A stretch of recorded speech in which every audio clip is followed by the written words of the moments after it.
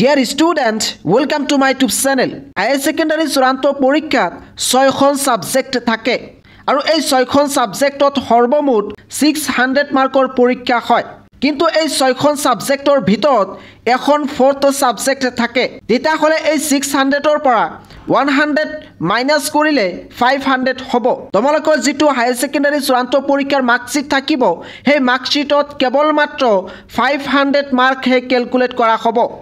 এতিয়া প্ৰশ্ন হৈছে যে এই 500 মাৰ্কৰ ভিতৰত কিমান নম্বৰ পালে first division second division third division star distinction এইবোৰ ধৰা হয়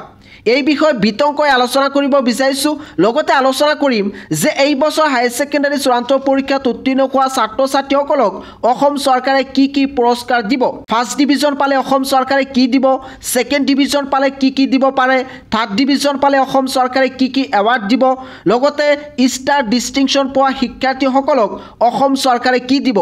এই বিষয় এইটো ভিডিঅ জৰিয়তে বিতংকৈ আলোচনা কৰিব বিচাৰিছো গতিকে তোমালোকে যদি এই বিষয় জানিব বিচৰা তেতিয়া হলে স্কিপ নকৰাকৈ সম্পূৰ্ণ ভিডিঅটো চাবা লগতে চেনেলটো সাবস্ক্ৰাইব কৰি থৈ দিবা কাৰণ এইটো চেনেলৰ জৰিয়তে এডুকেশ্যন ৰিলেটেড সকলো ধৰণৰ খবৰ দিয়া হয় প্ৰথমতে আলোচনা কৰিব বিচাৰিছো হায়াৰ সেকেন্ডাৰী চূড়ান্ত পৰীক্ষাত ফাৰ্স্ট ডিভিজন পাবলৈ হলে 500ৰ ভিতৰত 300 এণ্ড এবভ নম্বৰ পাব লাগিব আৰু ইয়াক যদি পাৰ্চেন্টেজ হিচাপে ধৰা যায় তেতিয়া হলে 60% নাইবা তাৰ ওপৰত পাব লাগিব হায়াৰ সেকেন্ডাৰী চূড়ান্ত পৰীক্ষাত সেকেন্ড ডিভিজন পাবলৈ হলে 500 মাৰ্কৰ ভিতৰত 225ৰ পৰা 299 নম্বৰ পাব লাগিব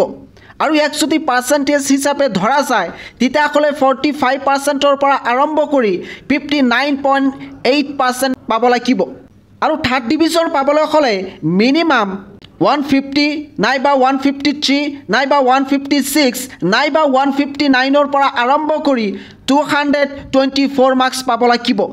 আৰু ইয়াক যদি পাৰ্চেন্টেজ হিচাপে ধৰা যায় তেতিয়া হলে 30%ৰ পৰা আৰম্ভ কৰি 44.8% পাব লাগিব যদি কোনো ধৰণৰ প্ৰ্যাকটিক্যাল সাবজেক্ট নাথাকে তেতিয়া হলে মিনিমাম 150 মাৰ্কস পালে উত্তীৰ্ণ হ'ব পাৰিব আৰু যদি এখন প্ৰ্যাকটিক্যাল সাবজেক্ট থাকে তেতিয়া হলে মিনিমাম 153 পালে উত্তীৰ্ণ হ'ব পাৰিব আৰু যদি দুখন প্ৰ্যাকটিক্যাল সাবজেক্ট থাকে তেতিয়া হলে 156 পালে উত্তীৰ্ণ হ'ব পাৰিব আৰু যদি তোমালোকৰ তিনিখন সাবজেক্টত প্ৰ্যাকটিক্যাল থাকে তেতিয়া হলে 159 পালে তোমালোকে উত্তীৰ্ণ হ'ব পাৰিবা আৰু হায়াৰ সেকেন্ডাৰী চূড়ান্ত পৰীক্ষাত ডিস্টিংশন পাবলৈ হলে 500 মাৰ্কৰ ভিতৰত 425 নাইবা তাৰ ওপৰত পাব লাগিব আৰু ইয়াক যদি পাৰ্চেন্টেজ হিচাপে ধৰা যায় তেতিয়া হলে 85% নাইবা তাৰ ওপৰত পাব লাগিব এতিয়া আহিছো যে হায়াৰ সেকেন্ডাৰী চূড়ান্ত পৰীক্ষা তোমালোকে যদি ষ্টাৰ পাব বিচৰা তেতিয়া হলে প্ৰতিখন সাবজেক্টত 80% প্লাস পাব লাগিব এতিয়া আলোচনা কৰিব বিচাৰিছো যে হায়াৰ সেকেন্ডাৰী চূড়ান্ত পৰীক্ষাত first division second division third division star distinction পোৱা ছাত্ৰ ছাত্ৰীক অসম চৰকাৰে কি দিব ইতিমধ্যে অসম চৰকাৰে হায়াৰ সেকেন্ডাৰী উত্তীৰ্ণ ছাত্ৰ ছাত্ৰীসকলৰ কাৰণে এটা আঁচনি মুকলি কৰিছে যেটো আঁচনি নাম দিছে নিযুত মইনা আঁচনি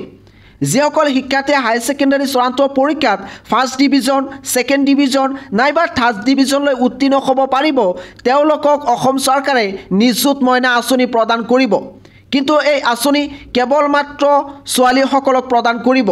আৰু হায়াৰ সেকেন্ডাৰী উত্তীৰ্ণ ছাত্ৰ ছাত্ৰীসকলক অসম চৰকাৰে স্কুটি প্ৰদান কৰে প্ৰথমতে অসম চৰকাৰে কৈছিল যে নেক্সট ইয়াৰ অৰ্থাৎ 2025 বৰ্ষৰ পৰা 75% নাইবা তাৰ ওপৰত পোৱা ল'ৰা আৰু ছোৱালী উভয়ক স্কুটি প্ৰদান কৰিব কিন্তু পিছত তেওঁলোকে 80% কৰি দিছে কিন্তু এতিয়ালৈকে এইটো স্পষ্ট হোৱা নাই আৰু মই এই বিষয়ে বিতংকৈ এটা ভিডিঅ বনাইছো সেই ভিডিঅৰ লিংক এইটো ভিডিঅৰ ডেসক্ৰিপচনত দিয়া আছে তোমালোকে চাই লবা এইটো ভিডিঅ তোমালোকে জানিব পাৰিবা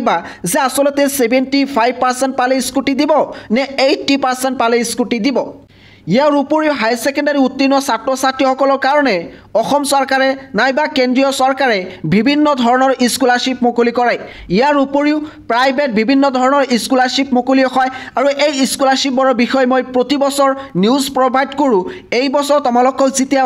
ৰিজাল্ট ঘোষণা কৰিব ৰিজাল্ট ঘোষণা কৰাৰ পিছতে কিন্তু বিভিন্ন ধৰণৰ স্কলাৰশ্বিপ মুকলি হ'ব আৰু সেই স্কলাৰশ্বিপৰ বিষয়ে তোমালোকে এইটো চেনেলৰ জৰিয়তে প্ৰতিটো মুহূৰ্তৰ খবৰ লাভ কৰিব পাৰিবা আৰু ইতিমধ্যে অসমৰ মুখ্যমন্ত্ৰী ডক্টৰ হিমন্ত বিশ্ব শৰ্মাই কৈছে যে ছোৱালীসকলৰ কাৰণে যিদৰে নিযুত মইনা আঁচনি আছে সেইদৰে ল'ৰাসকলৰ কাৰণেও নিযুত বাবু আঁচনি আনিব পাৰে গতিকে তোমালোকে ইয়াক লৈ টেনশ্যন কৰিব নালাগে যদি তোমালোকৰ কাৰণে নিযুত বাবু আঁচনি আনে তেতিয়াহ'লে তোমালোকে এইটো চেনেলৰ জৰিয়তে খবৰ পাবা ছোৱালীসকল first division second division third division পালেই এই নিযুত মইনা আঁচনি লাভ কৰিব পাৰিব নিযুত মইনা আঁচনিৰ জৰিয়তে প্ৰতি মাহত 1250 টকাকৈ লাভ কৰিব পাৰিব এইদৰে ল'ৰাসকলৰ কাৰণে অসম চৰকাৰে কিবা এটা আঁচনি আনিব পাৰে ইয়াৰ উপৰিও তোমালোকৰ কাৰণে বিভিন্ন ধৰণৰ স্কলাৰশ্বিপ মুকলি হয় আৰু সেই স্কলাৰশ্বিপৰ বিষয়ে তোমালোকে এইটো চেনেলৰ জৰিয়তে প্ৰতিটো মুহূৰ্তৰ খবৰ পাবা কেনেকৈ আবেদন কৰিব লাগে কি ডকুমেণ্টছ লাগিব